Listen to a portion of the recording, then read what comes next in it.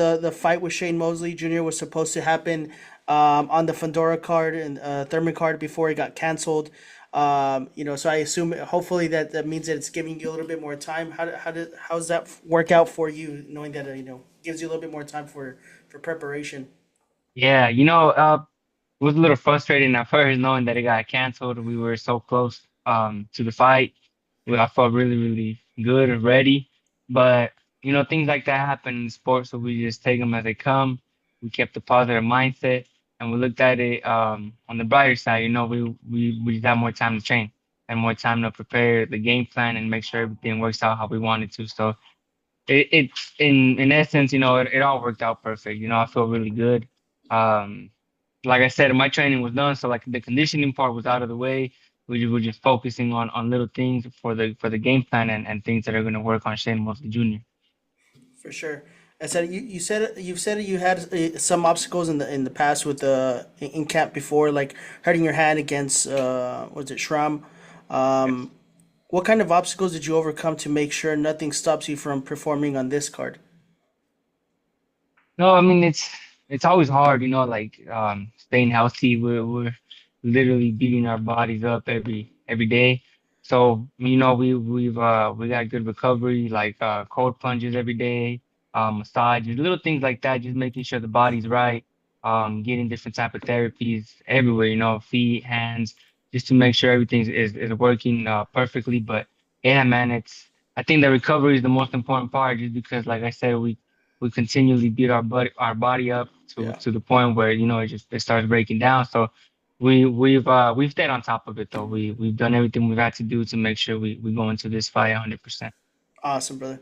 And I go, okay, you're 24 years old, 23 and 1, correct? 19 Yeah. KOs, and already headlining big stages. Do you feel like people still see you as a prospect or as a real problem in the middleweight division? No, I don't think it's gonna matter after this fight. I want people to know I'm a real problem and I'm a threat, and that's what I'm looking to get here, in this fight.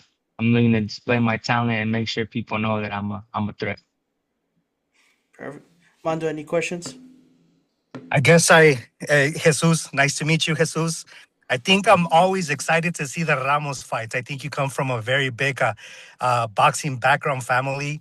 And whenever the Ramos fights, we know that it's going to be an exciting fight.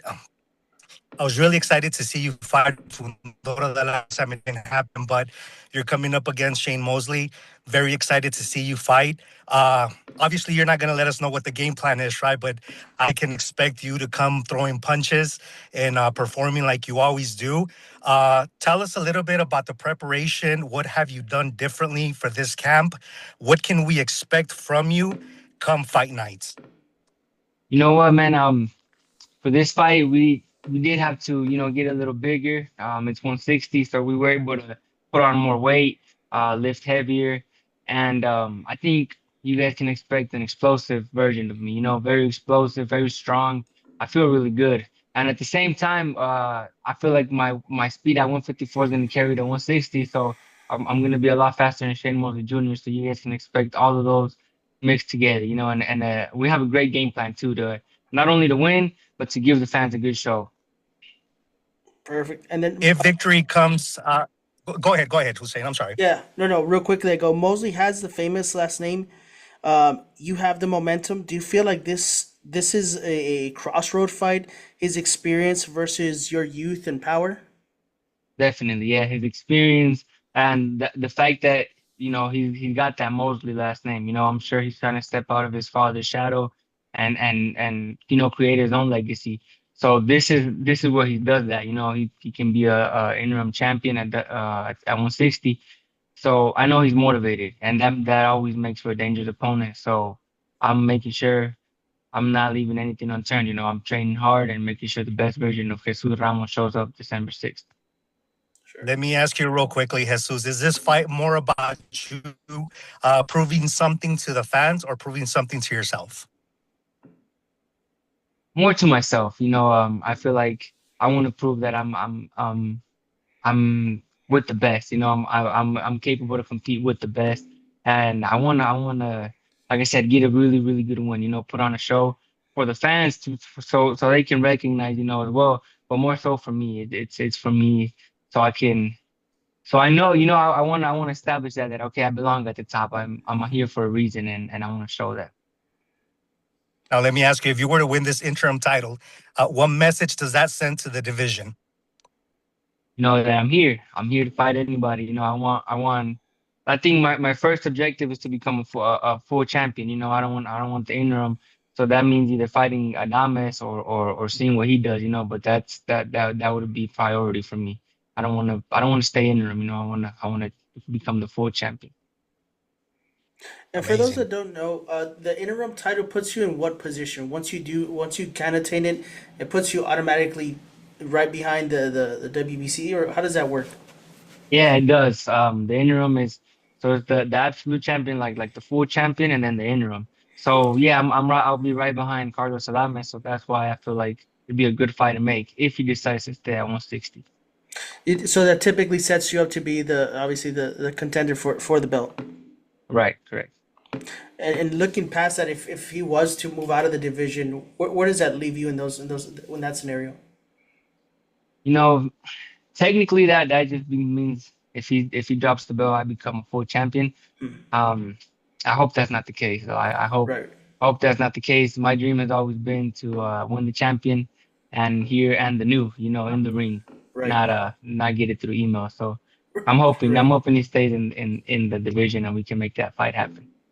got you. You avenge your uncle Abel's loss by beating Luke Santa Maria. How much Right. does fighting for family pride fuel you going to every camp? It means a lot, man. It's my motivation. My gym is there's my dad in there, my uncle Abel, my mom, my siblings, everyone's in the gym with me day in, day out. And that it means a lot. It's a lot of motivation. I know a lot of fighters leave home to go to camp, but I feel like I have a lot of support with my family. They're always there for me and making things easier. And that's why I like staying at home and training with them. And it's a tight of like our family is really tight and we stick together and all of that. So like I said, it's just extra motivation for me. Well, Let me ask you real quickly, Jesus. How are sparring sessions with Abel? Man, you know what? I haven't sparred one in a long time. But my dad always used to say, he would only let us do 4 rounds because we would get too intense. He said no more than four because they'll go at it. And yeah, man, we always there was some fun sparring sessions. When I used to fight at 147, we would get heated, and we'd go at it. But good, competitive but friendly. Nice, nice. I have two compadres that box, and whenever they would get in the ring to spar, it would be an all-action war. Same Yeah. thing with you. Only 4 rounds because they would go at it. So knowing that you come from a big boxing family, having an uncle Abel Ramos that also fights professionally, I could just imagine how intense those sparring sessions are Yeah. between you guys. So yeah. amazing, nice. Yeah, man. Yeah, And and that's the sparring session I've enjoyed the most. I've sparred multiple guys, but I used to love sparring Abel. Let And it me was ask you good. real quickly. Out of everybody that you've sparred, who do you think hits the hardest when you guys are out there training? It was hard. Honestly, man, I would say Crawford. Crawford was the one that surprised me, and it was just like he didn't even try. That's what was surprising. Like he threw a jab and like it's a normal jab, but it was hard. Like really hard. And I'm like, okay, he got power. So yeah, I would definitely say Crawford for sure. and then Nice. you mentioned something about training at home. I go, what is the fight scene like in Arizona compared to some the Cali boxers or Texas? Do you see a difference there? Do you think there's a lack of attention to the scene out there in Arizona? Definitely, man. There is a lack of attention. We have a lot of great fighters out here in Arizona, and I feel like they just need to be recognized, because they have the talent, they have the ability to be great, and they just need to make it out of here. But we're in Casa Grande, so we're about an hour away from Phoenix, and that's where the hot spot is, for boxing. So we're here in Casa Grande. We just have to fly in sparring partners, nutritionists, everyone, the whole team to do training camp here. And I think that's an advantage, Casa Grande being so small, there's no distractions. We're all just locked in as a team, and it works out perfectly, man. Got you. And you fought in Vegas, New York, Minnesota. You fought in Arizona in your own backyard. I go, what does it mean to be showcased in this San Antonio card with Cruz versus Roach, and then Lara versus Janibek? I'm excited, man. It's been a while since I want to fight. Since I've been wanting to fight in Texas.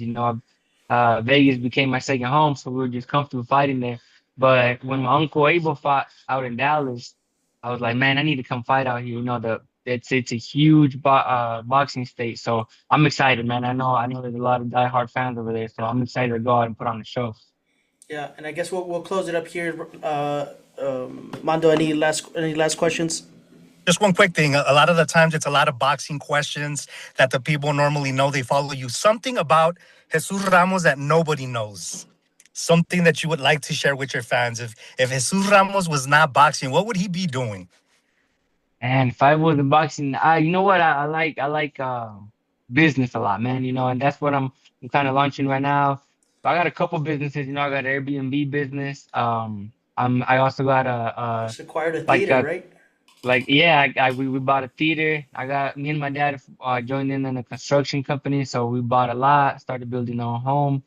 And just to sell and just to get in different businesses. So yeah, man, and the theater too, that one's coming. So I really like the business side of things. So I would definitely be into business, man. Awesome, brother. Well, we appreciate your time, brother. Thank you very much.